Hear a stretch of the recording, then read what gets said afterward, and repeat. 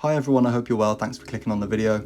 Alex Pereira and Israel Adesanya meet again in the Octagon on the 7th of April, and it's getting to the point now where people in my life are asking for my thoughts on the fight, asking for my prediction, and honestly I just say something along these lines, right? It's that the definition of insanity is to see or do the same thing over and over again and expect different results.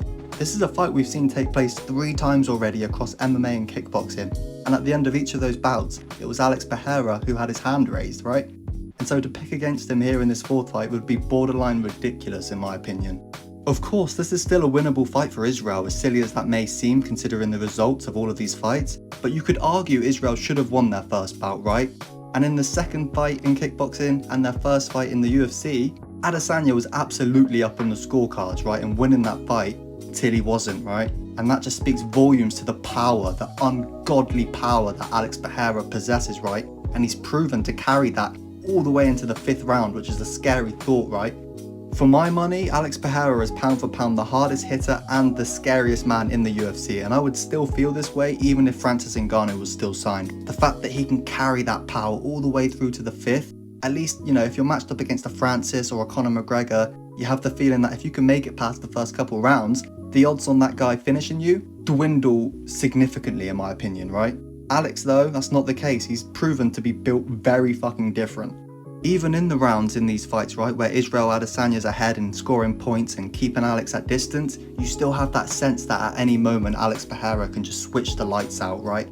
Anytime he touches Israel, it has a real impact. Whether that be the calf kicks or a stiff jab, every time he lands, he hurts Israel, man, and that's an issue.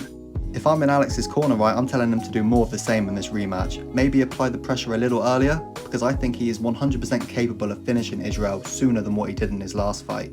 And if I'm Eugene Bareman, I'm telling Israel, man, you need to sprinkle in the grappling far more, because in the 3rd round, I think it was in their last fight, you know, Israel was able to catch a kick, take Alex down and maintain top position for the rest of the round. The problem with that though is if Israel finds himself chasing that takedown a little too much, you can bet your last dollar that Alex has been training his takedown defense non-stop.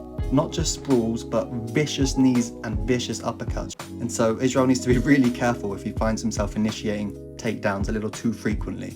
Honestly though, the way I see this fight playing out is very similar to their last bout, honestly. Like I said, I think Alex is going to finish Israel maybe even sooner than he did last time. Israel spoke about the impact Alex's calf kicks had on him in their last fight, and I think Alex can use that to his advantage, setting up a head kick and maybe finishing Izzy with like a flurry of punches after that. You know, if I had to put money on it, that's where my money would be. For now though guys, if you enjoyed the video, please leave a like and subscribe to my channel for more content just like this. If you have any thoughts or opinions on the fight as well, please leave a comment down below, and I'd love to get back to you when I have the time. Thanks guys.